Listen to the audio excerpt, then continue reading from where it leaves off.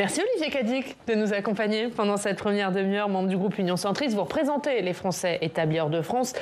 On va bien sûr parler de ce qui se passe du côté du Royaume-Uni dans quelques instants. Mais d'abord, l'actualité, c'est cette crise et cette sortie de crise que tente de trouver l'exécutif. Elisabeth Borne, hier soir, dans un entretien à l'agence France-Presse, dit vouloir l'apaisement avec les syndicats. Elle va recevoir les partis d'opposition la semaine prochaine. C'est suffisant pour vous?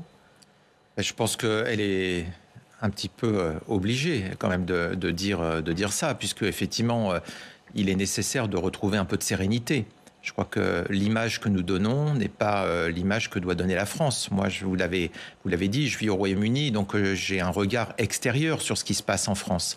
Et donc, les images qui sont projetées aux quatre coins du monde ne nous sont pas favorables. Et donc, il est logique que la Première ministre appelle toutes les parties prenantes à se retrouver autour de la table. Nous sommes dans une démocratie et on doit parler sereinement entre nous. La Première ministre dit qu'elle n'aura plus recours au 49.3 hors texte budgétaire. Est-ce que c'est une bonne chose pour vous ? C'est son choix de Premier ministre. Je pense que ce qui est important, c'est d'être efficace. La France a besoin d'avancer. Il y a justement cet article 49.3 qui permet justement d'avoir des sorties en disant aux membres de l'Assemblée nationale de prendre une position, est-ce qu'ils veulent renverser le gouvernement ou pas. Et donc c'est un outil. Si elle décide de ne pas l'utiliser, c'est son choix. Et ça doit être pérennisé, le fait de ne pouvoir utiliser le 49.3 que dans des textes budgétaires ? Mais c'est une position de la Première ministre. Encore une fois, je ne pense pas que quand la Constitution a été écrite de cette façon-là, ça avait été bien vu par le général de Gaulle, je pense, d'avoir cet outil-là pour pouvoir avancer, même quand il y a des difficultés. Il y a une nouvelle journée de mobilisation qui est annoncée demain, la 10e, à l'appel des syndicats. Est-ce que vous comprenez que les syndicats continuent la mobilisation dans la rue alors que le texte est désormais adopté par le Parlement ? Pour moi, c'est un petit peu compliqué parce que vous savez, tous les ans au Sénat, depuis 5 ans maintenant, nous votons le report de l'âge légal à 65 ans. Il y a une évolution, nous vivons plus longtemps. Donc c'est un débat qui me semblait être arbitré lors de l'élection présidentielle. Il y avait une vraie majorité pour pouvoir, même à l'Assemblée nationale, il y avait une majorité qui se dessinait pour pouvoir faire voter le texte. Il y a une partie des Républicains qui ont généré en fait cette situation qui n'aurait pas existé si les Républicains avaient été unis pour voter un texte qui était conforme à leurs propres engagements lors de l'élection présidentielle. Il se trouve qu'on a ce sujet-là aujourd'hui qui est sur la table, qui est effectivement politique. Maintenant que les syndicats ne puissent pas dire quelle est l'alternative ? Parce que l'alternative, c'est quoi ? C'est soit on baisse les pensions, soit on augmente les taxes sur les gens qui travaillent.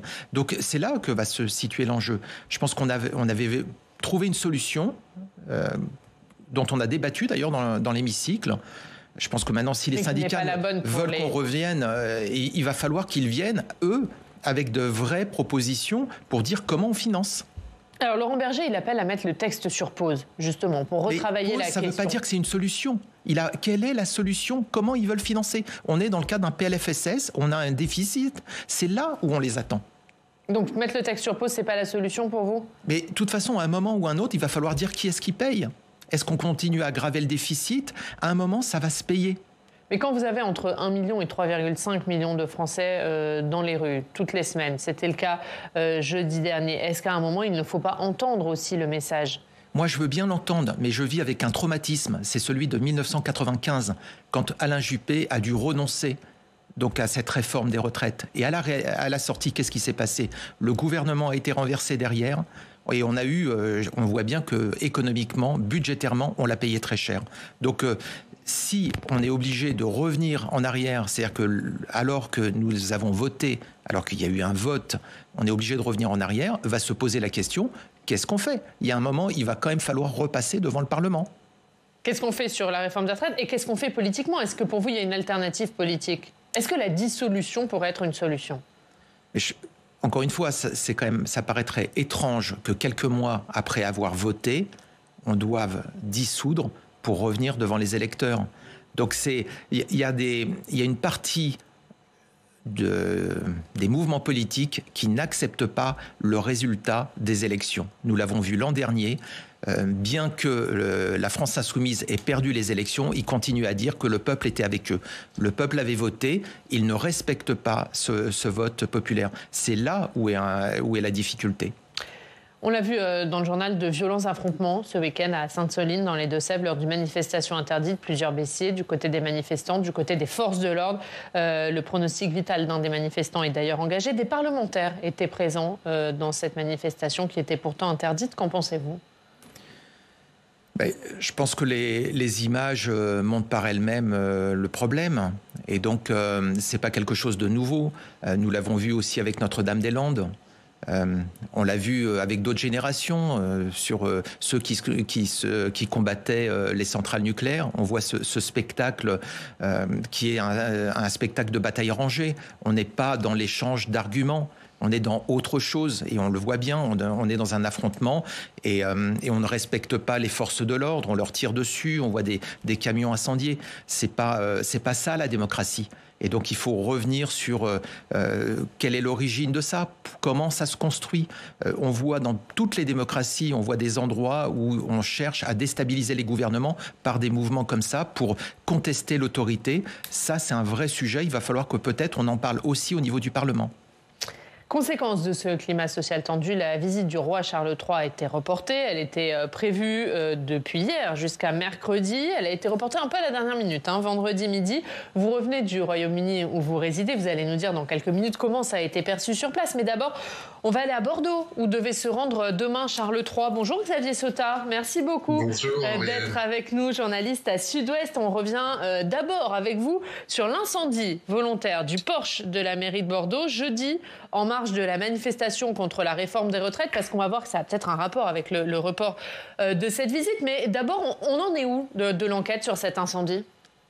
Écoutez, l'enquête est en train de suivre son cours. Ce qu'on sait à ce stade, c'est qu'il y a eu une série d'interpellations et une personne, un sans domicile de 26 ans, a été incarcérée pour les faits d'incendie. La police, évidemment, est en train de mener les investigations, est en train d'exploiter toutes les preuves dont elle dispose au cours de cette soirée. Je vous rappelle, il faisait quand même noir. On s'est retrouvé face à plusieurs dizaines d'individus masqués, cagoulés, donc assez difficile de déterminer qui a fait quoi. Alors évidemment, il y a des caméras de vidéosurveillance qui étaient installées. L'une d'entre elles était coupée pour la simple et bonne raison qu'il y avait des coupures d'électricité dans le cadre de la contestation sociale.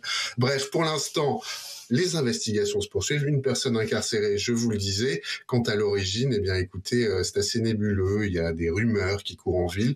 On n'est évidemment pas là pour relayer les rumeurs. Mais voilà, on est en tout cas dans une réminiscence des incidents qu'avait connu Bordeaux pendant la crise des Gilets jaunes, où cette place Béberlan, cette place de la mairie, était devenue le théâtre de violences urbaines samedi après samedi. Et là, ça réveillait un très, très, très, très, très mauvais souvenir, très douloureux pour Bordeaux. Et tout le monde est un petit peu sous tension, puisque demain, vous le disiez, il y a à nouveau une mobilisation pour laquelle, cette fois, la mairie de Bordeaux sera sous bonne garde. Ouais, et demain, vous auriez dû, à Bordeaux, accueillir le roi Charles III. Et est-ce que c'est cette situation extrêmement tendue et ces images qu'on a vues il y a quelques jours qui ont conduit à l'annulation de cette visite ? Écoutez, l'image a été très spectaculaire de voir ce Porsche de l'hôtel de ville enflammé, des flammes qui grimpaient à 15-20 mètres de haut. Cette image, on l'a retrouvée évidemment dans les médias britanniques, notamment dans le Guardian. Donc, est-ce que ça a été le déclencheur ? Difficile à dire. Je ne suis pas dans les secrets de Buckingham. Le sénateur pourra peut-être nous expliquer les ressorts de la diplomatie. Mais quoi qu'il en soit, c'est une vraie déception. Pour le maire écologiste, je vais tout vous dire. Là, il y a une petite singularité du maire de Bordeaux. Il était ravi de recevoir le roi Charles à Bordeaux. Pourquoi ? Parce qu'il y a une longue histoire commune, 3 siècles de domination anglaise sur l'Aquitaine, Aliénor d'Aquitaine, ça finit à la guerre de 100 ans, la bataille de Castillon. Parce que les Anglais ont laissé une trace très forte, très puissante. La fortune des vins de Bordeaux, on la doit pour partie aux Anglais. À l'époque, pendant cette époque, on est vraiment dans le bas Moyen-Âge. Voilà, le monopole des commerces des vins était accordé à Bordeaux. Et puis, ensuite, évidemment, le duché d'Aquitaine est revenu dans le giron français, mais il y a toujours eu ce lien très étroit, très particulier jusqu'au XVIIIe, et on doit aux Anglais d'avoir structuré notre vignoble. On a une spécificité dans le vignoble bordelais, c'est le négoce. Le négoce, on le doit aux Anglais de grandes familles. Aujourd'hui, le président du CIVB, l'interprofession la plus grosse de France, est dirigé par un certain Alan Sichel, qui est d'origine britannique, évidemment. Xavier, vous avez une question ? Oui. Oui, absolument, mais ça boucle un petit peu tous les sujets du jour, hein, entre ces spectacles de violence au terme des manifestations des retraites. Sainte-Soline, on l'a vu pour monsieur le député, pour monsieur le sénateur, évidemment. La question, c'est de savoir est-ce que l'image de la France aujourd'hui est durablement dégradée au Royaume-Uni? Je crois que c'est un spectacle malheureusement qu'on a souvent donné et donc il y a une sorte de romantisme de la part des Britanniques quand ils regardent la France et ils sont, je dirais, je l'écoutais, je l'entendais à la radio, à la BBC encore ce week-end, effectivement cette façon de commenter cette action, ces actions en France qui ne sont pas du tout perçues de la même façon. Les Britanniques n'ont pas cette approche-là. Il y a d'abord il y a une notion de respect qui est, je dirais, dans le cadre de l'éducation britannique, qui est encore fortement enseignée et qui fait que on ne va pas commettre des déprédations. Sinon, on va aller en prison ou sinon, ça va vous coûter très très cher sous forme d'amende. Donc, il y a quand même un cadre qui est différent. Ceci étant, c'est effectivement, vous parlez de Bordeaux. Il y a un consulat britannique à Bordeaux. C'est très bien expliqué donc sur ce côté proximité. Et d'ailleurs, le vin de Bordeaux, beaucoup l'appellent toujours le Clairet. Et donc, ils ont gardé le nom original du vin de Bordeaux. Il y avait quelque chose qui relevait... comment dire, dans le voyage du roi Charles III, qui relevait en fait d'une symbolique très forte dans le prolongement, dans la suite de ce qu'avait fait sa mère, qui avait eu ce premier déplacement. Il y avait un fort attachement symbolique à la proximité, à conserver cette proximité entre la France et le Royaume-Uni. Ça n'est que partie remise. Et c'est ce qui a été dit, puisque ça n'est que reporté. Mais ceci étant, évidemment, au niveau de l'image, à un moment important, puisque je voudrais quand même rappeler à certains qu'il y a la guerre en Ukraine, que eux, en Ukraine, ils reçoivent des missiles sur la tête qui leur vient directement du camp de M. Poutine. À ce moment-là, on avait besoin, effectivement, de tourner totalement la page du Brexit, et c'était quelque chose de très fort qui devait se passer, retrouver ce côté entente pour aller de l'avant. On va parler des relations franco-britanniques, mais c'était ce report, enfin l'annonce de ce report un peu à la dernière minute, 48 heures avant l'arrivée de Charles III. Est-ce que ça vous a surpris? Est-ce que ça a surpris les Britanniques? Évidemment, on pensait que le président de la République pourrait quand même concrétiser cet événement. Je pense que s'il a pris cette décision, c'est qu'il avait des informations qui lui permettaient de penser que ça ne se passerait pas bien et qu'on le voit, il y a une volonté de remettre en cause l'autorité, de déstabiliser notre pays. Certains cherchent à nous mettre dans une mauvaise position. Pensent que peut-être que comme ça, ils auront des élections, ils auront à nouveau leur chance de prendre le pouvoir. Je pense que c'est dommageable pour nous. Ceci étant, je le comprends et je pense encore une fois que le président de la République, s'il l'a fait, c'était pas de gaieté de cœur et s'il l'a fait vendredi matin, c'est qu'il avait des informations qui lui laissaient à penser que ça ne se passerait pas bien. Comment ça a été perçu au Royaume-Uni, vous qui en revenez? Est-ce que les Britanniques en ont parlé ce week-end? Comment ils ont vécu ça? Non, c'est un report. Je dirais c'était une visite. Très honnêtement, on n'en a pas parlé plus que ça lors du gala vendredi soir du Collège français bilingue de Londres, où la communauté française était là réunie. C'est reporté. Aujourd'hui, on est plus dans le phénomène de finir, en fait, de refermer totalement cette page Brexit, de pouvoir repartir de l'avant, reconstruire. On a des problèmes au niveau international qui touchent donc notre futur, notre avenir. On est côte à côte face à des pays qui nous menacent, qui menacent les démocraties. Et c'est comme ça, à mon avis, qu'il faut regarder l'actualité. Il faut prendre du recul et se dire qu'on va aller de l'avant. Et donc, Charles III viendra cet été, ça a été annoncé. Et donc, reste à définir la date et on fera certainement un grand événement. Et je donne rendez-vous à tout le monde pour soutenir et pour aller de l'avant, pour construire une relation franco-britannique positive et constructive. Et pour reprendre la question de Xavier, est-ce que ça a abîmé l'image de la France au Royaume-Uni ? Je pense que, encore une fois, les Britanniques connaissent, aiment la France, quoi qu'en disent certains, beaucoup. Beaucoup ont fait le choix d'y acheter une maison. On le voit, certains ont fait le choix de prendre notre nationalité aussi pour pouvoir y vivre tranquillement. C'est...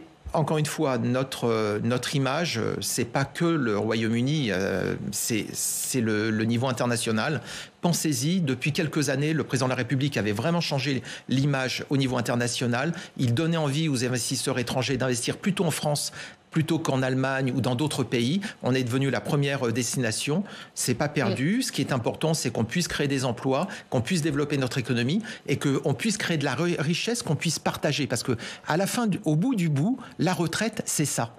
On va continuer à parler des relations franco-britanniques, mais on va remercier Xavier. Merci beaucoup, Xavier Sautat, d'avoir été avec nous. On regarde la une de Sud-Ouest, méga bassine. Faut-il un moratoire? C'est à la une de votre journal. Et puis, Xavier, on signale la sortie de votre livre, sorti vendredi. Livre écrit avec Jefferson Desports sur Pierre Urmic, le maire de Bordeaux, un écolo à l'épreuve du pouvoir. C'est le titre de votre livre. Merci beaucoup, Xavier, d'avoir été avec nous. Alors, on continue à parler de ces relations franco-britanniques. Le report de la visite de Charles III met-elle à mal les relations entre la France et le Royaume-Uni? Et où en sont d'ailleurs ces relations à l'heure actuelle? On fait le point avec Alex Poussa. Bonjour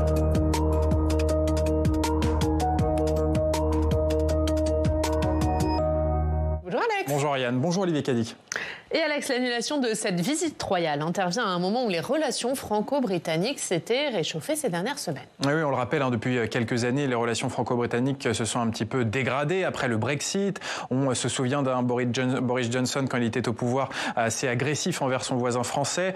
L'éphémère Première ministre Liz Truss s'était même demandé publiquement si Emmanuel Macron était un ennemi ou un ami de son pays. Et puis Rishi Sunak est arrivé au 10 Downing Street à l'automne dernier et cela a produit l'effet d'un rayon de soleil entre les deux rives de la Manche. Rishi Sunak et Emmanuel Macron ont même organisé il y a quelques semaines un sommet franco-britannique pour repartir sur de bonnes bases. Écoutez le Premier ministre britannique. Si nous sommes honnêtes, les relations entre nos deux pays ont connu des difficultés ces dernières années. Et je ne parle pas seulement du fait que la France a éliminé l'Angleterre de la Coupe du Monde, mais je crois que la réunion d'aujourd'hui marque un nouveau départ et une entente renouvelée. Nous nous tournons vers l'avenir, un avenir qui s'appuie sur tout ce que nous partageons, notre histoire, notre géographie et nos valeurs, et un avenir beaucoup plus ambitieux quant à la manière dont nous travaillons ensemble pour améliorer les conditions de vie des personnes que nous servons. Voilà, une nouvelle relation franco-britannique qui est également souhaitée par Emmanuel Macron. On va l'écouter lors de ce sommet. Dans ce contexte qui place l'Europe, au sens géographique du terme, face à des responsabilités nouvelles, nous deux, membres permanents du Conseil de sécurité des Nations Unies, membres fondateurs de l'OTAN, puissance dotée, avec des intérêts communs et des vraies convergences, nous voulons travailler ensemble. Et nous voulons bâtir des solutions concrètes pour notre avenir. Donc la France et le Royaume-Uni sont donc d'accord pour renforcer leur coopération. D'abord dans la lutte contre l'immigration clandestine, qui est un véritable défi, notamment pour les côtes du Pas-de-Calais.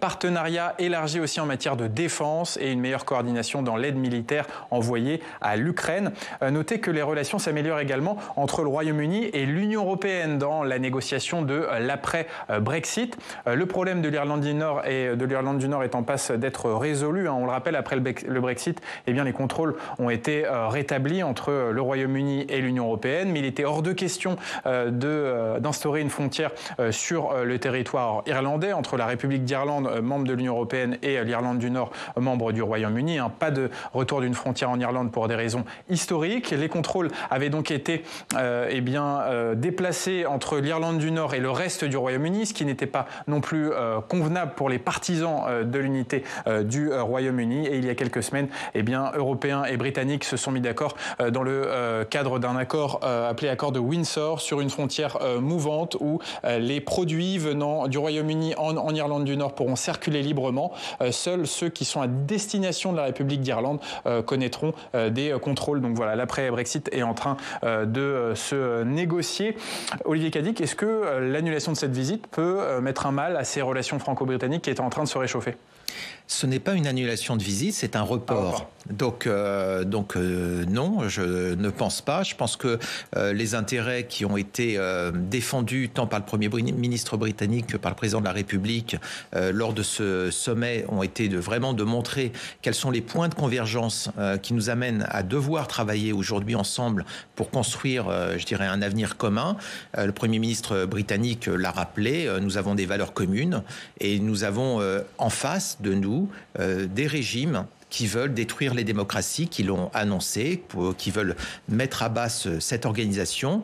Nous-mêmes voulons défendre ces démocraties, même si c'est pas si facile que ça, et on le voit en ce moment, de diriger une démocratie. Ça veut dire que chacun puisse s'exprimer à sa façon, normalement dans le respect. Mais aujourd'hui, les Britanniques ont bien dit qu'ils voulaient avancer. On a effectivement pu régler le problème qui était vraiment le problème Brexit, c'était de savoir comment ça allait se passer pour l'Irlande du Nord.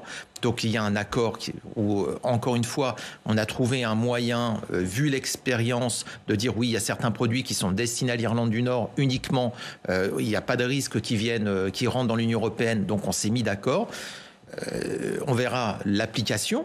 Notre difficulté, c'est plutôt que certains unionistes, encore en Irlande du Nord, quelque part, sont encore en train de faire de la surenchère.